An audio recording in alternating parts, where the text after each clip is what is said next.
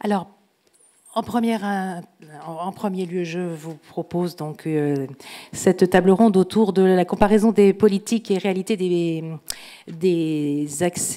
réalités françaises, francophones et européennes de l'accès aux soins. Donc, autour de cette table ronde, nous avons donc Cécile Courrèges, qui est directrice générale de la DGOS.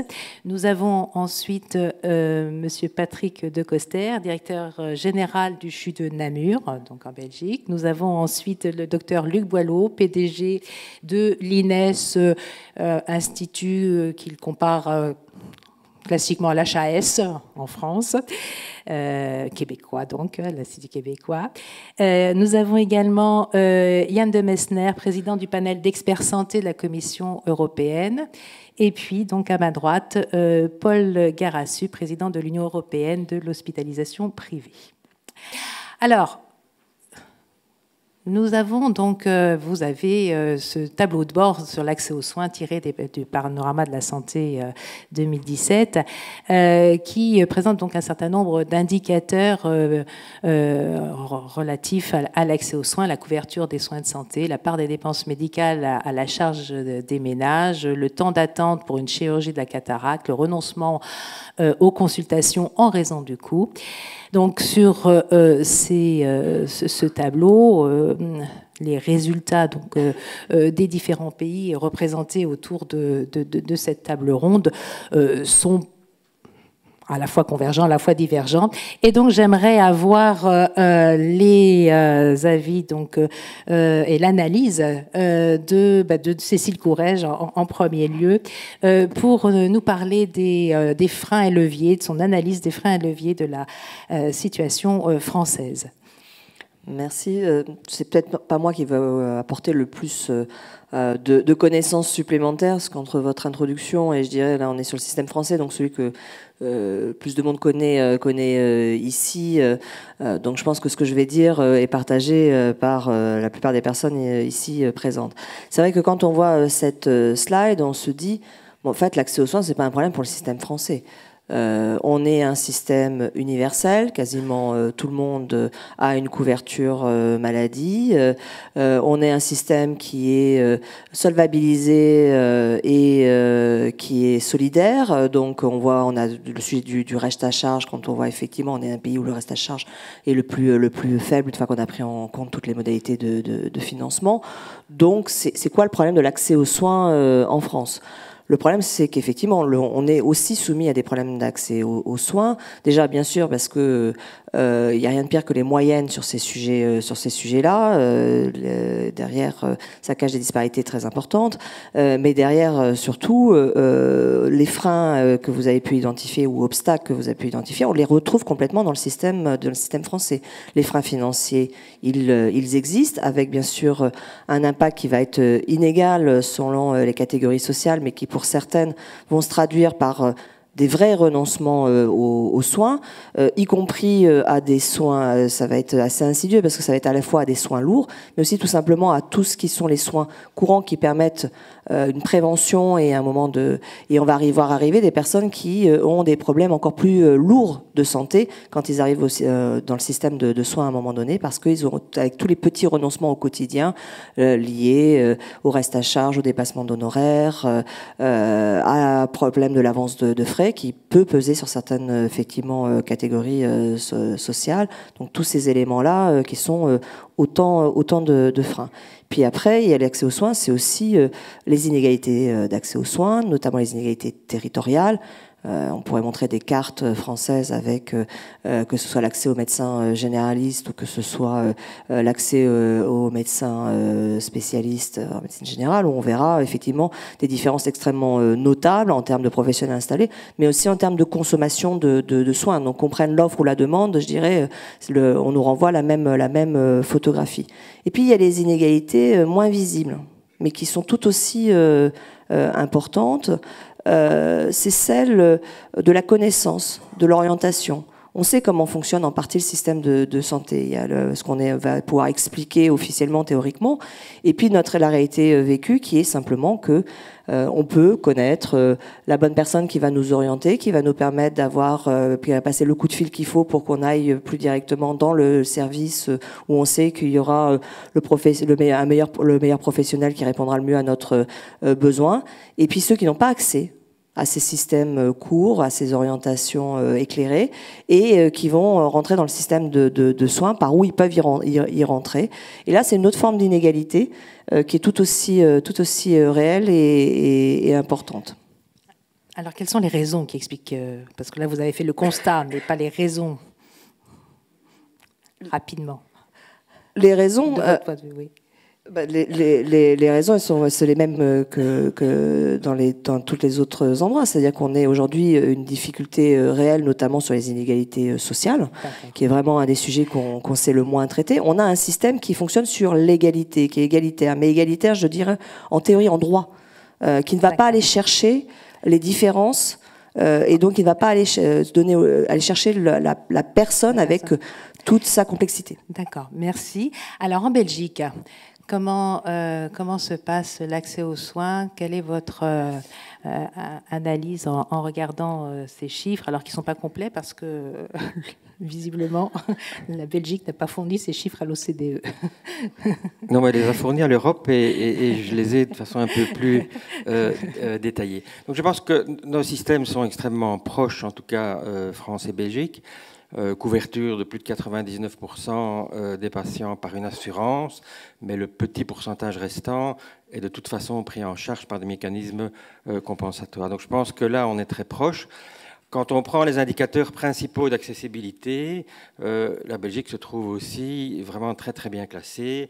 Et je parle de l'accès aux médecins généralistes le même jour, je parle de le délai pour accéder à la chirurgie majeure, prise en charge du cancer, rapidité de prise en charge du cancer, rapidité d'accès à un scanner et temps d'attente aux urgences, qui sont les indicateurs les plus communément utilisés pour l'accessibilité. La Belgique se classe très très bien et donne une impression en tous les cas d'accessibilité excellente. Je pense qu'il faut pouvoir nuancer. Quand on creuse un petit peu plus, on se rend compte qu'il y a tout de même 3 points faibles au système. Le premier point faible, c'est la contribution financière du patient à ses soins. Et là, on est à des chiffres qui arrivent à 15 à 20%, ce qui nous place plutôt en tête des mauvais élèves de la communauté européenne. Alors, comme toujours en Belgique, on a plutôt la culture du pompier que la culture de l'anticipation.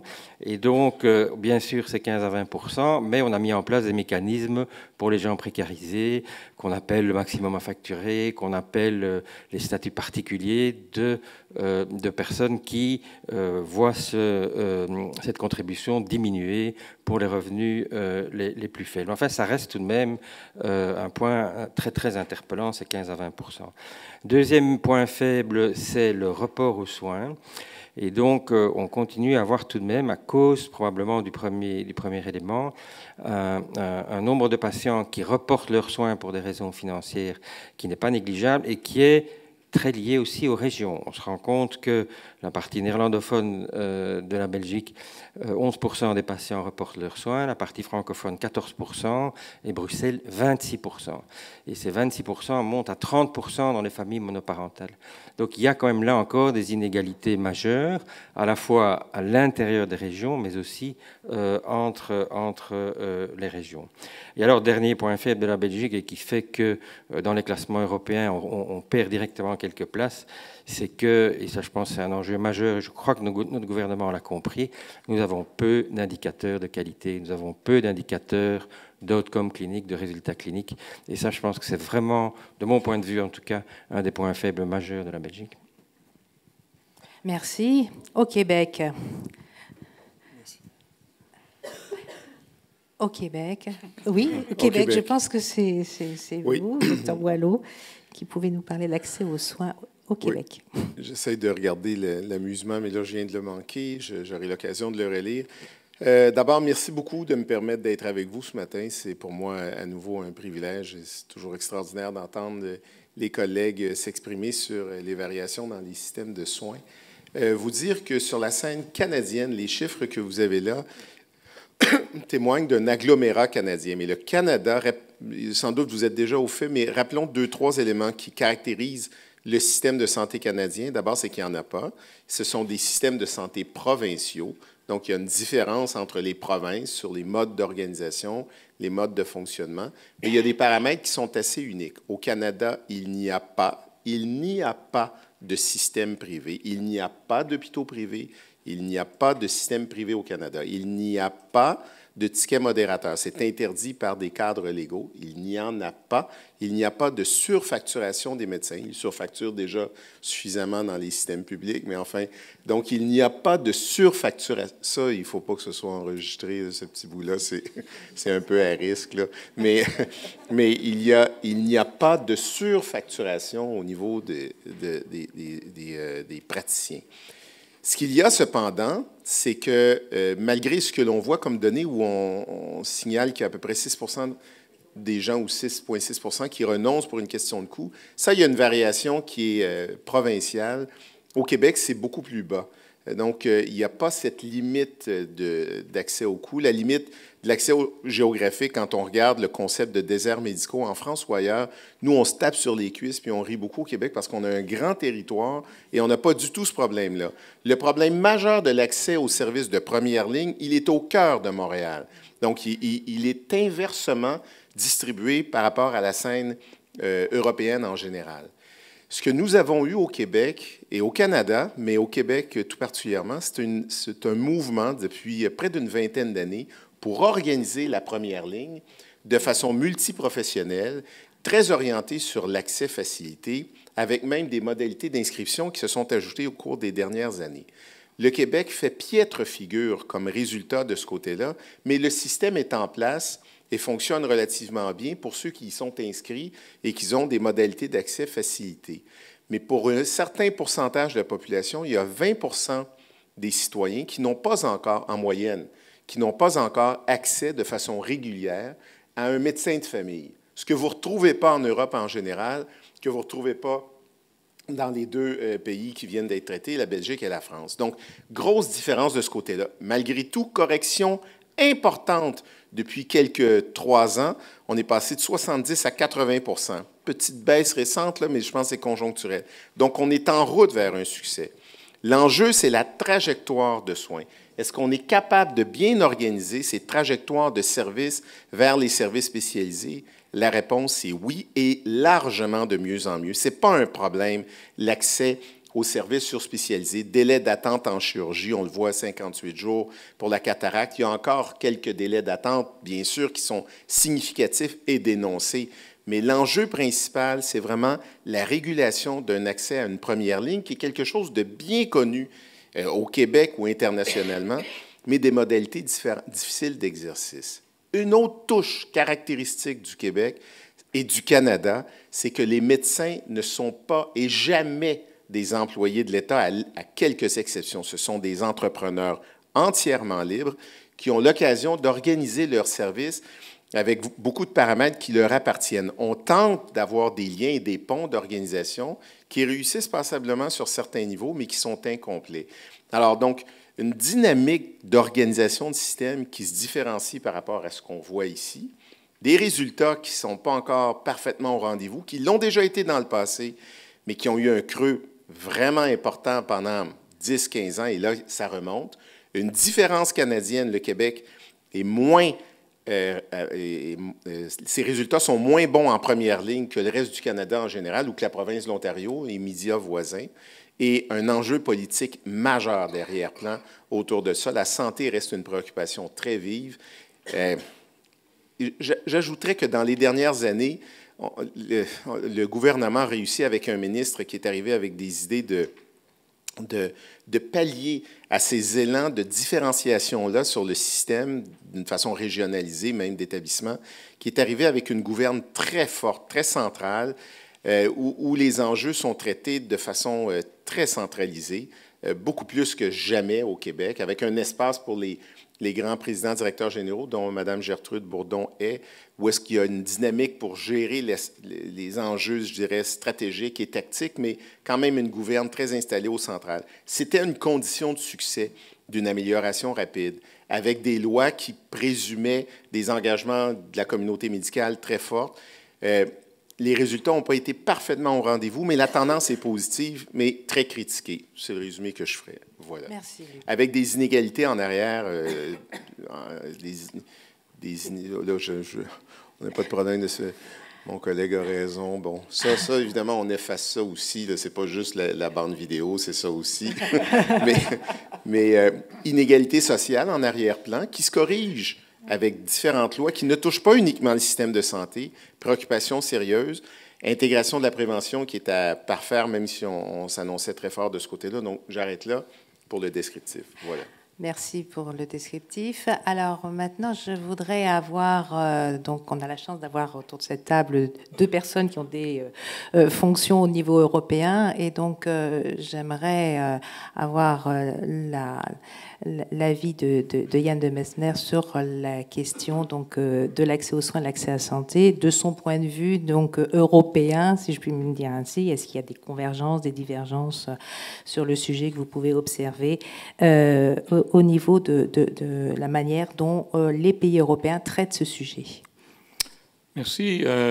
Nous venons de sortir il y a 2 mois un rapport monitoring l'accessibilité du soin en Europe. Donc le petit extrait est ici. Et qu'est-ce qu'on a fait dans ce rapport? On a regardé les données de l'enquête annuelle sur les revenus et les conditions de vie des citoyens en Europe. Donc c'est une enquête annuelle qui se fait. Et alors on a posé la question... qu'est-ce qui se passe avec les besoins qui n'ont pas trouvé de réponse suite à des problèmes de l'accessibilité financière ou géographique ou par une grande liste d'attente pour les citoyens en Europe? Alors on voit qu'il y a des grandes différences dans les différents pays que vous voyez illustrés ici. On sait déjà pour la France, le chiffre est de 8%, et dans certains pays, ça monte jusqu'à 18%. Donc il y a une grande variation en Europe pour ce qu'il y a, donc les soins qui doivent être reportés et ne même pas réalisés, qui ne sont pas même réalisés. Donc ça, c'est un grand problème. En outre, on a vu qu'en 2010, il y avait vraiment un accroissement du pourcentage dans presque tous les pays suite à la crise financière. Donc la crise financière et économique, ça fait que les gens ont dû reporter encore plus de besoins qui n'ont pas résulté dans une consultation. Et lorsqu'on regarde alors les groupes différents, par exemple le groupe des plus pauvres ou le groupe des chômeurs, on a vu que dans quelques années, donc dans 2009-2010, on a quadruplé le pourcentage dans ces groupes qui n'ont pas réalisé d'accès aux soins. Donc c'est un élément très important. Les crises financières et économiques, ça porte atteinte à l'accessibilité du système de soins et c'est donc quelque chose à veiller. Évidemment, il n'y a que le financier et le géographique, il y a aussi l'accès psychosocial. Et là, ici, dans tous les pays, il se pose le problème de la transition vers une multiculturalité et comment nos services de soins sont préparés à répondre à ces besoins. Moi, j'ai travaillé pendant 40 ans dans un quartier défavorisé dans la ville de Gand, en Belgique. Actuellement, on a, sur nos 6200 patients, il y en a 95 pays d'origine de ces patients. Donc, on a 95 nationalités. Ça veut dire que chaque consultation, c'est un voyage dans le monde. On passe partout. Et donc, se préparer à cette, disons, multiculturalité est vraiment, je crois, un grand défi. Et un autre aspect, c'est qu'actuellement, dans pas mal de pays d'Europe, on voit 2 phénomènes parallèles. D'un côté, il y a une surconsommation, pensons aux antibiotiques, l'utilisation de l'imagerie médicale et tout ça. Et d'autre côté, il y a une sous-consommation. Je crois que dans la capitale d'Europe, à Bruxelles, il y a une très, très bonne illustration qu'on a vraiment les deux. D'un côté, la sous-consommation, disons, de la population défavorisée, tandis qu'en même temps, on consomme les MRI, les scanners et tout ça avec une intensité qui n'a aucune valeur ou justification scientifique. Donc, entre ces 2 axes, les pays balancent et alors ils sont à la recherche de différentes solutions. Nous, en tant que panel d'experts en Europe, on a donné l'avis à l'Europe, à la Commission européenne, d'organiser un système de monitoring de sorte que ces chiffres sont publiés annuellement et que les pays soient stimulés d'améliorer leur situation. Et on a même proposé des objectifs pour les trajectoires de transition, de sorte que l'accès aux soins puisse s'améliorer en Europe dans tous les pays. Pour ce qui est des solutions, je vais y revenir dans ma deuxième intervention, parce que là aussi, il y a des stratégies qu'au niveau de l'Europe commencent à se déterminer clairement pour établir une stratégie qui adresse vraiment les causes et qui peut renverser la situation de problèmes d'accessibilité. Merci. Alors, Paul, est-ce que vous avez des... Oui, je vais d'abord, bonjour à tous, merci de l'invitation. Je vais traduire ma peur de l'instant, parce qu'il faut être très bon pour espérer passer au best-of 2018, donc il faut que je trouve quelque chose d'intelligent à dire, avec le deuxième écueil de ne pas passer au bêtisier plutôt qu'au best-of, et surtout éviter la critique ironique de notre dessinateur qui aujourd'hui, semble-t-il, est hélas bien réveillé. Alors, merci pour la question de l'accessibilité aux soins, et dans ma compétence européenne, je vais revenir quand même à quelques fondamentaux. C'est qu'au départ, l'espace européen, c'est un espace de liberté de circulation des biens, des capitaux, mais des personnes aussi. Et si je vous pose la question aujourd'hui dans la salle, Dieu sait si vous êtes des experts, si vous connaissez bien la directive européenne de mobilité patiente 2013, oui, tout le monde la connaît parfaitement, on sait qu'elle est peu appliquée. Pour autant, cet espace social européen doit pouvoir aussi s'investir dans le champ de la santé. Et tout ce qui se discute aujourd'hui sur l'accès primaire aux soins est bien sûr fondamental, mais je me permets de rajouter deux étapes successives. Si, bien sûr, la porte d'accès, la porte numéro 1 est l'accès aux soins, le deuxième, c'est de rencontrer l'expertise.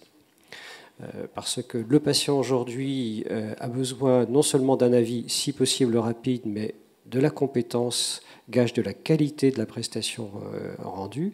Et troisième étape, la performance. Parce qu'on est toujours dans une réflexion qui est médico-économique, de savoir mettre en regard de la disponibilité de cette offre de soins une régulation économique. À ce titre, bonne publicité s'il vous plaît, je vous ai apporté un des exemplaires. On a présenté au Parlement européen en novembre ce factbook des hôpitaux privés, hôpitaux de gestion privée, qui se veulent, parce que sous contrat avec les assurances publiques, partenaires de l'évolution positive des systèmes de soins. L'Europe, c'est compliqué, c'est 28 pays, mais c'est surtout 275 régions, avec pour certaines une grande autonomie dans leur organisation, d'où des régulations qui sont à connaître, mais qui peuvent s'enrichir d'expériences soit nationales, soit régionales.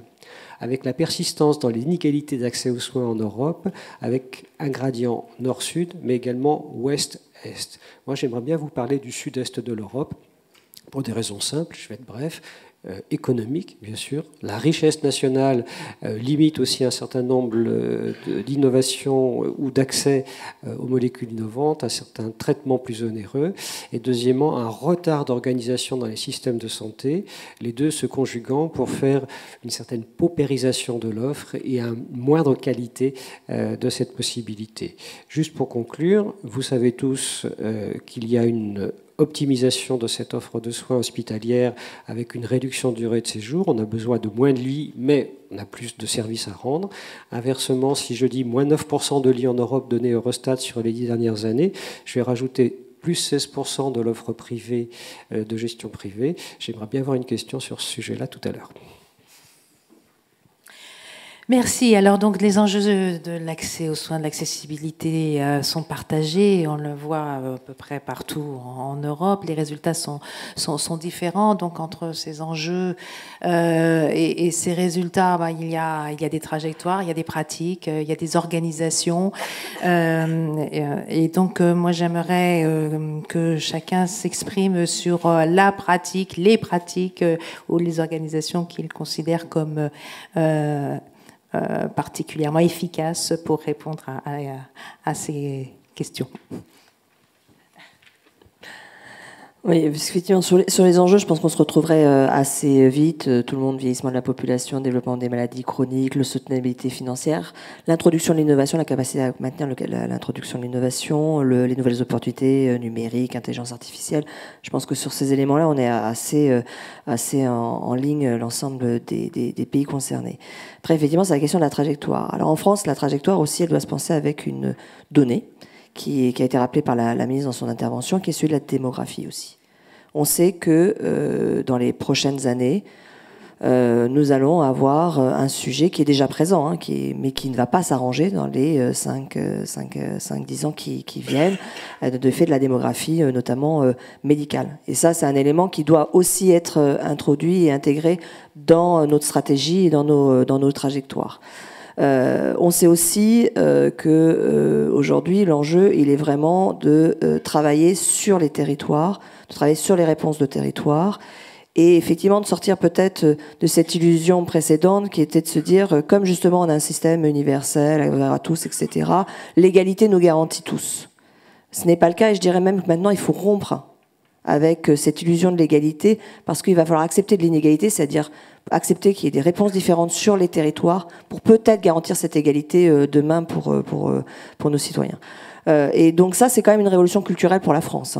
Pour un pays jacobin et fondé sur le mythe de l'égalité, accepter ce type de logique, c'est une révolution assez fondamentale. Mais c'est, je dirais, la base. Si on veut reconstruire et amener le système à évoluer fondamentalement, ça veut dire, après, on va retrouver les mêmes logiques, s'appuyer et donner vraiment toute l'énergie nécessaire sur la reconstruction de la structuration et l'accompagnement de la première ligne, ce qu'on peut appeler la première ligne, les soins primaires, les soins ambulatoires, enfin, tous ces éléments-là qui constituent vraiment le point d'entrée dans le système, qui constitue le pivot aussi, qui va permettre d'accompagner le patient dans son parcours. Ce qui là aussi suppose aussi deux révolutions culturelles pour la France. Un, de sortir d'une logique seulement soins et de passer à une logique santé, et donc de remiser sur tout ce qui constitue la prévention, où là, on pourrait revenir dessus, ça pourrait faire l'objet d'une autre table ronde. Là, je dirais qu'on a moins à se glorifier d'un certain nombre de nos résultats. Et puis, le deuxième sujet, c'est qu'effectivement, derrière, ça veut dire aussi un système moins centré sur l'aigu, moins hospitalo-centré, et effectivement, qui accepte effectivement d'organiser d'abord les éléments de réponse en première ligne sur les territoires. Et là aussi, il faut que ça bouge. Je dirais, les éléments de consensus, on les a. Ces éléments-là, ils ont été posés, reposés. Mais maintenant, l'obligation qu'on a, c'est que ça se traduise concrètement sur les territoires. Et là, le travail est encore immense pour nous. Oui, merci. Donc là, je vais parler plutôt en tant que directeur d'hôpital. Et la première chose que doit dire, je pense, un directeur d'hôpital et vers lequel l'hôpital doit évoluer, c'est que l'hôpital doit prendre conscience que même s'il est important, le temps que moi, nous, vous, allons passer dans l'hôpital dans l'ensemble de notre vie, il est finalement infinitésimal.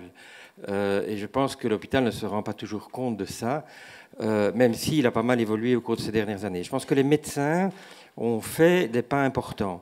La culture du médecin héros solitaire qui sauve des vies dans son coin tout seul, je pense que ça, c'est devenu largement dépassé et que le médecin a compris, pas encore partout, mais quand même dans la plupart de nos structures, qu'il était membre d'une équipe, membre d'un team multidisciplinaire. Après, je pense que l'hôpital doit maintenant faire le pas de se comprendre qu'il n'est qu'une toute petite étape dans les soins et qu'il n'est surtout qu'une toute petite étape dans le maintien en bonne santé, puisque finalement, c'est presque plus l'accès à la santé que l'accès aux soins qui est important.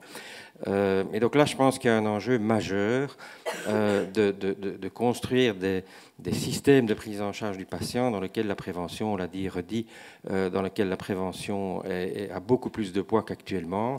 Et donc en Belgique, tout ça est évidemment très très compliqué puisque la prévention ne dépend pas du même ministère que les soins. Et donc tout ça, tous ces gens se renvoient la balle en permanence.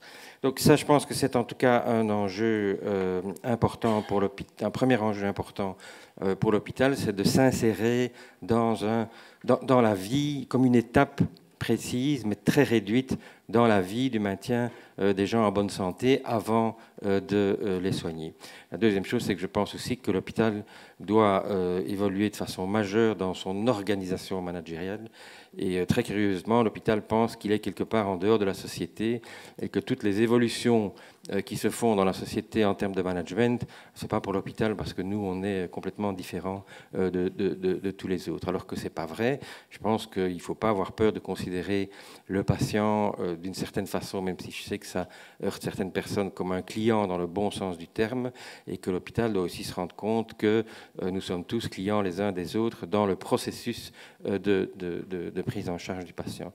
Donc je pense que ce seraient les deux messages que j'aurais à dire sur le sujet. L'hôpital doit prendre sa place dans le maintien en bonne santé des gens et pas seulement dans les soins, et il doit évoluer en termes de management. Les gaspillages qui se produisent encore à l'hôpital sont considérables. Merci, mais alors du coup vous êtes PDG du CHU de Namur. Alors en termes de pratique, ça se traduit comment ça? Parce que c'est un sujet, je veux dire, presque universel, le cloisonnement. Enfin en tous les cas c'est un sujet, Madame Courrèges l'a rappelé, c'est un sujet français. Ça se traduit comment quand on est décideur concrètement? C'est pour moi. Oui, pour vous. Écoutez, décideur, un directeur d'hôpital, c'est pas un grand décideur. Hein, il décide juste dans son coin avec une toute petite marge de manœuvre. Hein. Et le problème majeur de l'hôpital, c'est que, alors je vais être peut-être très provocateur, mais c'est que le système de soins n'encourage pas l'hôpital à ce que les gens soient en bonne santé. Puisque moi, si les gens sont en bonne santé, ils ne viendront plus à l'hôpital. S'ils ne viennent plus à l'hôpital, j'ai plus de patients. Si j'ai plus de patients, j'ai plus de quoi payer mon personnel. Enfin, je caricature un peu les choses à l'extrême, mais ce que je dois faire, c'est que les gens les remettent le plus vite possible. C'est horrible ce que je dis, hein, mais c'est vraiment pour caricaturer. C'est mettre le plus vite possible les gens à la maison parce que je suis pénalisé si mes durées de séjour sont trop longues. Mais finalement, s'ils reviennent 2 ou 3 mois après, moi, ça m'arrange bien, alors que ça n'arrange pas la santé et ça n'arrange pas le patient. Donc le système de paiement à l'acte est quelque chose sur lequel on doit absolument passer tôt ou tard, même si mes collègues médecins qui sont payés à l'acte ne sont pas très heureux de ça. Alors, je suis dans une structure où j'ai 3 sites. Sur un des sites, les médecins sont salariés. Sur les 2 autres, les médecins sont indépendants. Alors, c'est très compliqué à faire travailler déjà ces gens-là ensemble. Hein. Les médecins salariés sont tous persuadés que les indépendants ne travaillent pas et sont des paresseux. Et les médecins salariés pensent que les indépendants ne pensent qu'à l'argent. Alors, ce sont des caricatures. Mais le système... Il y a quelque chose de fondamentalement biaisé dans le système. Et on le voit bien en Belgique. Chaque fois qu'un acte est moins bien remboursé, les médecins en font plus pour gagner la même chose qu'avant. Donc ça, c'est quelque chose, on doit passer d'un financement de la quantité à un financement de la qualité. Alors tout le monde dit que c'est ce qu'il faut faire, mais on attend quand même que les pouvoirs publics le fassent de façon plus concrète. Donc voilà, moi je suis juste un décideur dans un système qui doit absolument évoluer et sur lequel, évidemment, peut voir aucune prise. Merci Luc. Je voudrais réagir. Réagir et faire le relais pour la comparaison au Québec. Pour ceux qui ne le savent pas, ces enjeux d'un pauvre DG de CHU qui est isolé et qui n'a pas le contrôle sur tout, on a relativement réglé ça d'une manière assez drastique au Québec il y a maintenant 3 ans. On a, à ce moment-là, on en avait déjà parlé, mais on a fait une réforme structurelle majeure.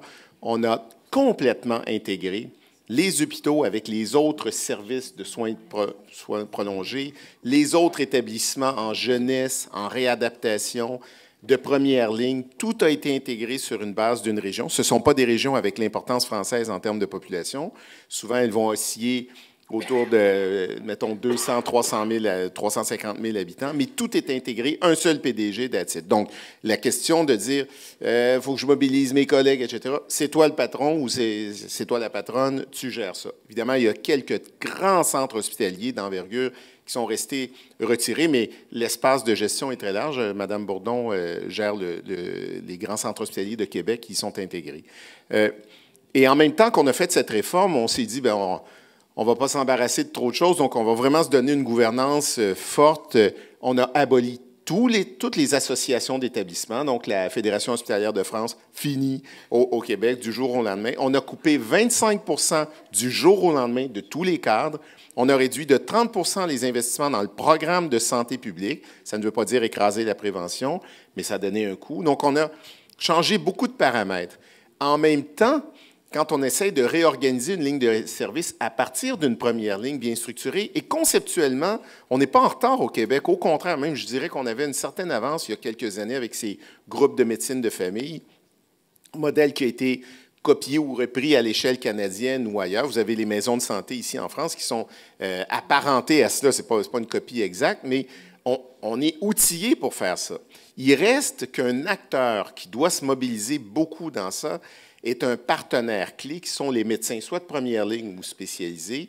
Ce lien-là continue à poser un certain nombre de difficultés. Je vous disais, puis sûrement pas que je suis placé pour dire on doit les salarier puis les intégrer de façon absolue. Il n'y a rien qui est parfait comme modèle, puis on l'écoute d'ailleurs juste à vos exemples. Alors, ce n'est pas nécessairement facile. Les gens gagnent bien leur vie, même qu'il y a eu des études là, de certains bons experts qui montraient que plus on les rémunère, moins ils pratiquent, dans le sens qu'ils ont moins besoin. Donc, on a baissé avec le temps le volume d'actes. Ils se sont raffinés différemment. On n'est pas assuré de la pertinence de chaque acte, mais il y a du travail important qui se fait de ce côté-là. Mais les médecins au Québec gagner plus qu'1 million par année dans le système uniquement public, parce que c'est uniquement public, c'est très fréquent. Et commencer une pratique avec plusieurs centaines de milliers de dollars par année, c'est très fréquent. La moyenne de la spécialité des spécialistes, ça va s'approcher bientôt de 500 000 dollars par année. Ce ne sont que des actes publics. Il n'y a rien de privé là-dedans. Le privé, ça s'ajoute parce qu'il y a de l'imagerie privée, des choses comme ça. Alors, c'est comment articuler les forces vives sur une trajectoire de service, s'assurer qu'on atteint des objectifs avec cette approche qui nous caractérisait, une approche populationnelle, une responsabilité de population, se liant à des inéquités jusqu'à des paramètres d'accès. Beau défi. Sur papier, parfait. Réalisation à succès sur le plan conceptuel, mais c'est dans la gestion du changement que c'est difficile et certainement que la capacité de mobiliser pas juste les médecins, mais les autres professionnels de façon intégrée pose un défi constant. Et je ne jette pas un blâme sur le système de santé québécois en ce moment. Je pense qu'il a gravi des échelons et certainement vraiment là, réalisé de succès au fil des dernières années avec des zones de difficulté aussi dans la mobilisation des cadres.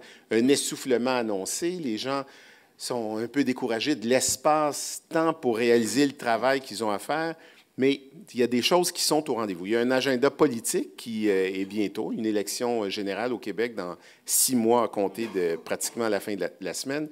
Donc, une effervescence autour de l'espace politique du système de santé qui rend des débats très visibles sur le plan populationnel ou populaire là, dans les médias. Mais ce n'est pas à travers ça qu'on va tout régler. Donc, des défis importants. Une démographie médicale, féminisation, plus que 50% des praticiens maintenant sont des femmes. Un changement démographique, une amélioration du nombre de médecins, mais on ne rattrape pas ce que vous avez comme système français. Des préoccupations comme ce que Mme la ministre signalait tantôt de fermer des lits. Ça, on a réglé ça au Québec. On en a fermé beaucoup et on n'est pas dans un mouvement de dire qu'il faut fermer des lits. Il y a bien sûr des occasions où on doit les fermer pour une question de ressources, mais généralement, ils sont là. Et soyez assurés que l'enjeu de l'accès, il y a des données que vous seriez apeurés. Là. À l'urgence, quand on va aux urgences au Québec, on peut attendre si on a un code 4, c'est-à-dire qu'il n'y ait pas une grande urgence life-threatening, mais qu'on n'a pas accès à un autre système de résolution de notre problème parce qu'on n'a pas de médecin de famille ou il n'est pas disponible. Bien, on peut attendre plusieurs heures. Il y a des gens qui peuvent attendre jusqu'à 12, 14, 16 heures à attendre pour voir. Alors, donc, ce n'est pas le découragement pour l'argent, c'est le découragement pour le temps. Si on calculait les gens qui calculent le temps que ça prend à attendre, il y en a qui abandonnent et qui retournent chez eux. Alors, ça on a ça pas. Il n'y a personne qui meurt. Je veux dire, c'est exceptionnel, ce n'est pas le but, là. Mais quand on a un cancer, grande chirurgie cardiaque, etc., ou quoi que ce soit, c'est rapide.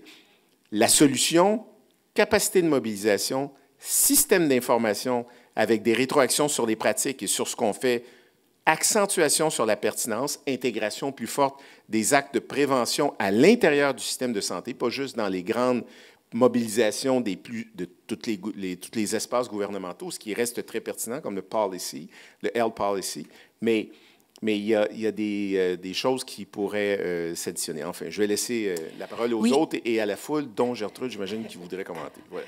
Moi, je voudrais avoir l'avis de Yann. Merci. Merci beaucoup. Pendant 40 ans, j'ai parcouru toute l'Europe et j'ai appris beaucoup. J'ai écrit un livre là-dessus. Et donc, quelle est ma prescription concernant le problème qu'on discute aujourd'hui? Je crois que ça commence avec ce qu'on appelle empowerment et information de la population. Je crois qu'il y a pas mal de choses actuellement que, par une bonne action, avec de bonnes informations, les gens peuvent assumer et résoudre eux-mêmes. Donc, empowerment, c'est essentiel. Évidemment, il y a un problème actuellement parce qu'il y a fake news de plus en plus, par exemple sur les vaccinations, tout ce qu'on raconte là-dessus. Il y a tout un lobby contre vaccination et ça, vraiment, c'est un risque. Malheureusement, en Europe, en moyenne, les pays investissent 3% de leur budget de santé dans la prévention et l'éducation à la santé. Donc, ça doit augmenter, ceci est très clair. Alors, deuxième axe, renforcer le premier échelon. Je crois que le premier échelon, en général, ça devrait prendre 25% du budget de santé. Dans la plupart des pays, c'est entre 10 et 15% actuellement. Je crois que ça demande un investissement parce qu'il y a tout le transfert des soins pour les maladies chroniques et la multimorbidité qui sont transférés de l'hôpital vers, disons, la société, la communauté. Et il est très important qu'il y ait une meilleure structuration, de sorte que le citoyen sait le premier échelon, il sait où l'hôpital se trouve, il sait comment y aller. Mais le premier échelon, c'est quelque chose de très fuzzy, ce n'est pas très visible. Alors je crois qu'il faut définir une responsabilité territoriale que les prestataires de soins dans une certaine région ont une responsabilité pour une population. Et je vois dans pas mal de pays, comme l'Estonie, aussi dans la Flandre, qu'on organise, disons, la population sur base de groupements territoriaux de 100 000 jusqu'à 150 000, jusqu'à 200 000 au maximum. C'est suffisamment grand pour avoir, disons, la masse critique minimale. En même temps, ce n'est pas trop grand pour qu'on puisse quand même se rencontrer et travailler ensemble. Je crois que c'est quelque chose qui peut nous aider à gérer ça et une telle population peut alors interagir avec les hôpitaux ou des groupes d'hôpitaux dans la même région. Je crois que ça donne des avantages très clairs. L'inscription obligatoire du patient dans une équipe pluridisciplinaire de premier échelon de son choix, je crois que c'est un élément très important parce que ça aide à avoir, disons, une approche intégrée. Actuellement, en Flandre, par exemple, 71% de la population est attitrée à un groupe de médecins. Ça doit être 100%. Il faut un investissement comme ça. Nobody is left behind and everybody counts. Et je crois que ça, c'est important. Ce slogan vient en outre, disons, du Canada. Et là, le dossier intégré est très important. Actuellement, on a tous les dossiers séparés, on s'envoie des messages, mais ce n'est pas du tout efficace. Il faut travailler sur une plateforme où toutes les informations sont intégrées et le paiement intégré est très important aussi. Si vous voulez, disons, qu'il y a les tâches qui sont données du médecin et qui passent à l'infirmière, il faut intégrer le paiement, sinon ça ne se fait pas. Alors, en cas de besoin, il faut les trajectoires spécialisées avec l'échelonnement. À mon avis, un système de référence avec un échelonnement du premier échelon vers le second est essentiel parce que si on ne réalise pas ça, il y aura la double érosion de la compétence. D'un côté, des travailleurs au premier échelon qui ne voient plus une série de problèmes comme la dyspnée et l'asthme chez les petits-enfants parce qu'ils vont, pendant le jour, ils vont chez le pneumologue, mais la nuit, le médecin généraliste est confronté avec un enfant à 2 ans qui est à bout de souffle. Alors, comment résoudre? Du côté du spécialiste, il y a la même érosion. Si vous passez votre temps à faire des frottis du col en tant que gynécologue, en Belgique, c'est 600 000 consultations par an. Et vous, évidemment, il y a une érosion de votre compétence pour adresser les problèmes complexes. Donc, pour moi, c'est un élément cardinal pour vraiment se distribuer les tâches. Sinon, on va perdre la compétence et la qualité. Quand il y a l'accessibilité, évidemment, l'accès doit être gratuit. Votre niveau le plus coût efficace, qui est le plus performant en coût efficacité, c'est le premier échelon. Donc, il ne faut pas limiter ça avec un seuil financier. Et en outre, là, je propose que l'approche universelle, où c'est pour tout le monde, est beaucoup mieux que l'approche catégorielle, où il y a des systèmes spécifiques pour les pauvres ou pour les gens d'autres origines. Et tout ça, à mon avis, ce n'est pas une bonne solution, parce qu'un système pour les pauvres, ça devient un pauvre système. Et je crois qu'il faut éviter ça de toute façon, parce que sinon... Évidemment, un grand indicateur, ce sont votre population qui est à votre département d'urgence. Si ça ne diminue pas, vous n'avez pas fait votre travail de façon appropriée. Donc ça, c'est, à mon avis, c'est un indicateur essentiel pour arriver, disons, à une médecine plus équitable. Merci, je crois qu'on va... Dernier point, il faut augmenter nos investissements dans la santé. Voilà, merci. Ça, c'est très important. Augmenter les investissements dans la santé. Paul, 1 minute, rassurez-vous, il faut qu'on ait du temps de débat et des questions, c'est fondamental. Vous avez bien fait de rester, j'ai la solution à tous les problèmes. 3 points essentiels, mais ça a été plutôt une synthèse qu'une originalité. Les systèmes d'information, c'est se baser sur des indicateurs qui sont des indicateurs partagés. Deuxièmement, réussir le changement, c'est cette stratégie de négociation que tout directeur d'établissement ici présent connaît. On ne réussira rien sur décret, on réussira tout par coordination des équipes et implication des acteurs de santé autour d'un projet. Notre expérience de terrain est essentielle. Il faut qu'elle soit intégrée dans la régulation qui, bien sûr, impulse des grandes lignes directives, mais ne peut négliger en rien le succès qui dépend de l'application de tous. Troisièmement, sur quelques mots anglais, le Health Technology Assessment ou le Bundle Payment.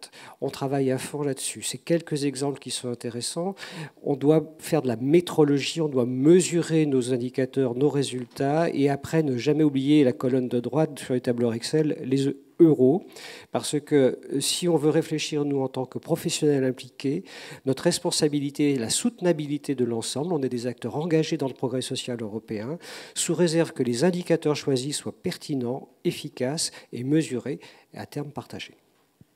Merci pour toutes ces propositions, ces réflexions qui, je pense, vont continuer à alimenter la journée qui nous reste.